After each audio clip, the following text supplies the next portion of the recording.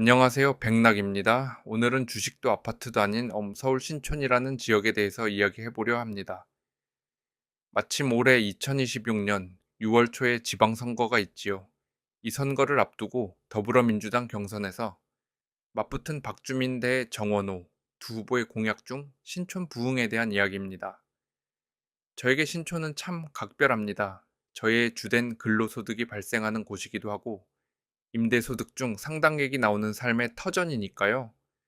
한편으로는 어쩌다가 민주당 권리당원이 되어서 이번 예비 경선 투표에 참여했은 했는데 제가 뽑은 후보도 다행히 본경선에 진출하는 3명에 포함됐습니다. 그게 누구냐고요? 아마 선거법 때문에 딱 하고 밝히긴 쉽지 않겠지만 이 영상을 끝까지 보시면 쉽게 짐작이 되실 것 같아요.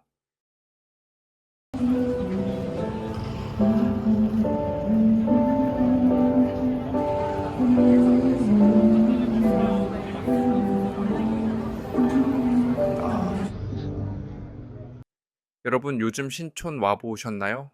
한때 연세대, 서강대, 이대생들이 쏟아져 나오며 대한민국 유행을 선도하던 지역입니다만 지금은 그 명맥을 겨우 유지하는 정도일 뿐 많이 쇠락했지요.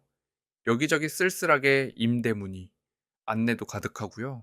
홍대나 성수에 밀려 이제는 라떼는 마리아식의 추억의 장소가 되어버린 신촌. 신촌의 이런 우울한 상황에 대해 민주당 경선에 나선 두 후보의 처방은 꽤 차이가 있지요. 박주민 후보는 마침 인근 지역인 은평구가 지역구인 국회의원이기도 한데요. 교통의 단절을 해결해 외부 인구를 유입시키는 연결에 집중하는 것처럼 보입니다. 정원호 후보는 어떤가요? 서울 성동구 구청장을 3번이나 역임한 분인데요. 성수 상권 활성화에 성공한 경험 때문인지 신촌에 대해서도 상권의 체질 개선을 통해 내부의 콘텐츠를 지키는 상생에 집중할 것으로 보입니다. 거칠게 요약하자면 새로운 지하철이 먼저일까요? 아니면 힙한 가게들이 버틸 환경이 먼저일까요? 첫 번째, 박주민 후보의 카드입니다. 신촌의 약점은 애매한 접근성입니다. 은평에서 연세대와 신촌역과 여의도와 관악을 잇는 서부선 경전철, 10년 넘도록 계획만 무성했죠.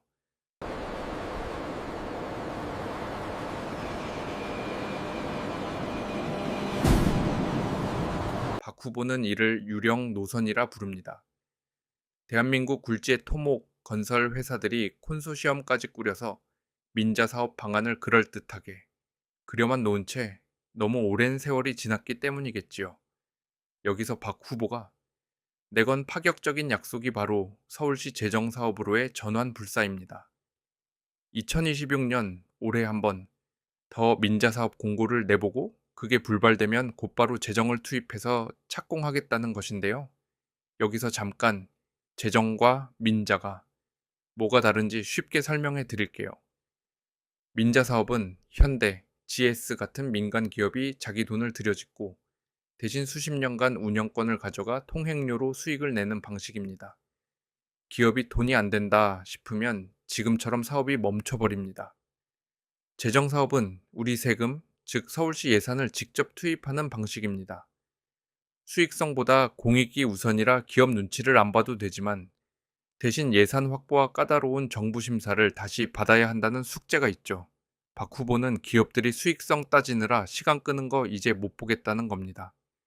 기업들이 안 하면 서울시 예산 부어서라도 서울시장 임기 안에 무조건 착공하겠다는 배수진이죠. 이게 실현되면 관악구 샤로숲길이나 은평구의 젊은 층이 갈아타지 않고 바로 신촌으로 꽂히는 빨대 효과가 나타납니다.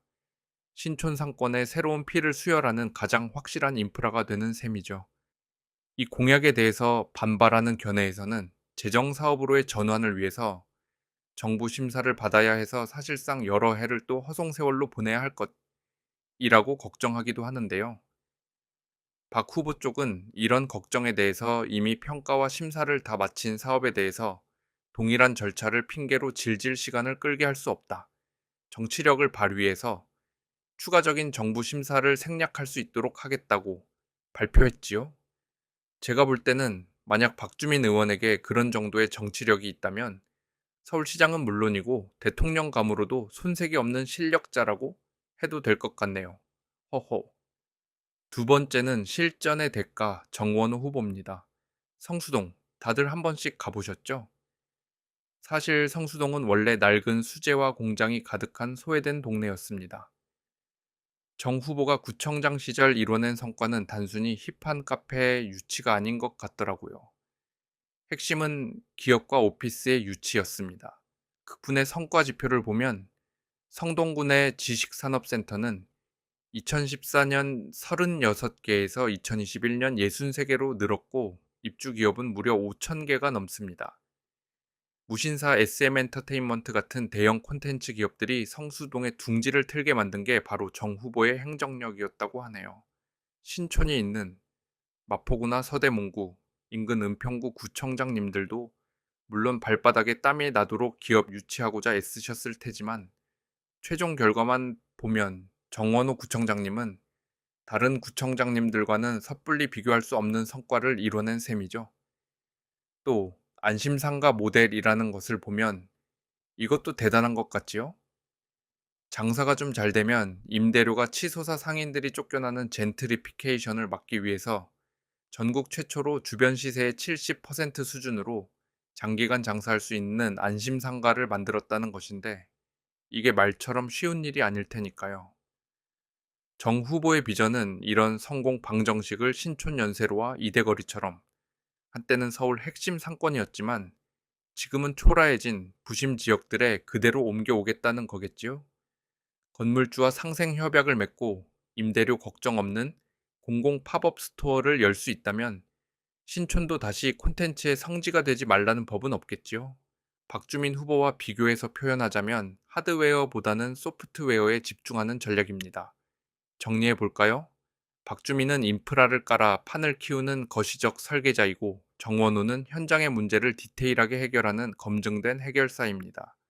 그동안 저는 삶의 터전인 서울 서북부의 신촌이 쇠락해가는 걸 보며 늘 걱정이었습니다. 최근에 서울 동남권 잠실과 올림픽공원, 바로 건너에 있는 올림픽 파크 포런에도 거처를 두게 되면서 자연스럽게 양쪽을 비교하게 되었는데요. 비교할수록 걱정은 점점 커지더군요. 우리는 신촌의 위기를 어쩔 수 없는 현실로 받아들여야 할까요? 아니면 지금이라도 강력한 부흥책을 실행해야 할까요? 제가 이번 민주당 서울시장 선거 예비 경선에서 누구를 찍었는지 그 이름을 말하기는 어렵겠습니다만 저는 경선 1라운드에 해당하는 예비 경선에서는 일단 서부선 착공을 공약으로 내세우는 후보를 찍었습니다. 성수동 스타일의 콘텐츠 전략도 훌륭하고 매력적이지만 신촌의 서부선이라는 새 혈관을 뚫는 것이 더 신빙성 높은 방안이라고 느끼기 때문입니다.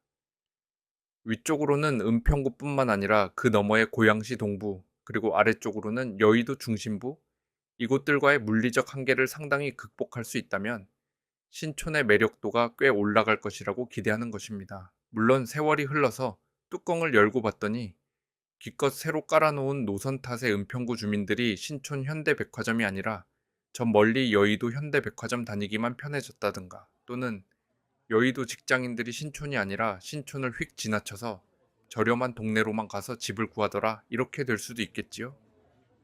설사 그렇게 되더라도 그렇게 혈류가 흐르듯 사람들 왕래가 발생하는 그 자체가 장기적으로는 신촌 부흥에 기여하는 일이라고 봅니다. 나무의 뿌리와 잎이들이 물과 공기를 부지런히 주고받고 하려면 천상 물줄기가 바빠지게 마련이고 결과적으로 줄기가 두툼해지기 마련일 테니까요. 저 혼자 공상에 빠져서 식물 이야기로까지 빠져버렸네요. 그래도 이런 즐거운 공상을 할 수 있는 기회를 주는 후보가 그래도 민주당에 남아있다니 그 자체로 위안이 됩니다. 물론 아직 본경선이 남아있고 그 사이에 제 생각도 바뀔 수 있겠지요. 여러분의 생각은 어떠신가요? 댓글로 자유롭게 의견 남겨주세요. 여러분의 반응을 보고 다음 영상에서 더 알차고 재밌는 이야기로 돌아오겠습니다. 감사합니다.